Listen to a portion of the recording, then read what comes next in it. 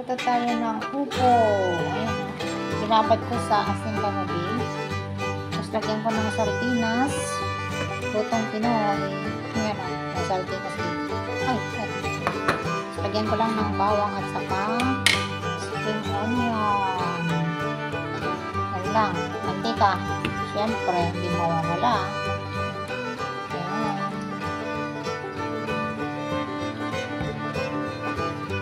Tingnan ko na guys.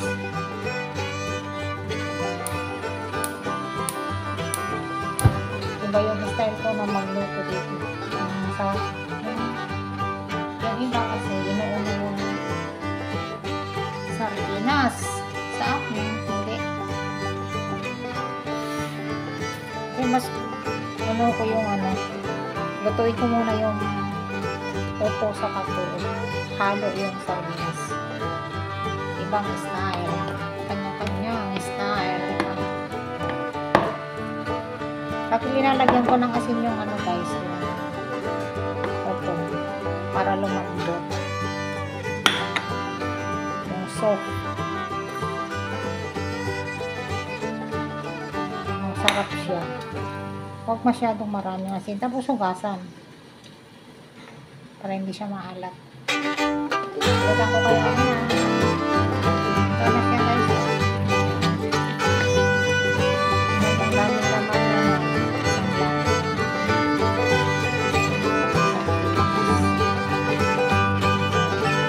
pero pag nandito yung mga amo ko, ako pwedeng hindi naman sa pwede.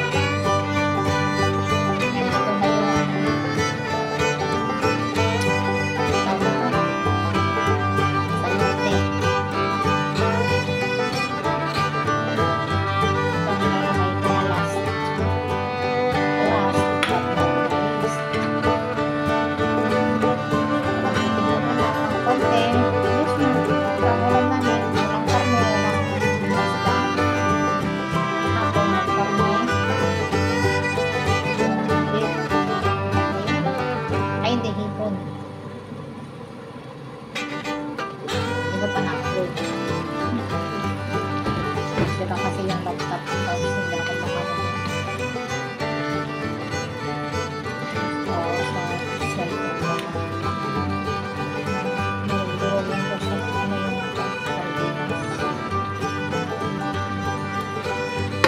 Kasi pag kainuman ko yung sardinas, mas matagal ko ito yung upo. Kasi may tubig na siya. May tubig yung sardinas. May sabaw pa yung sardinas. So, ang bango.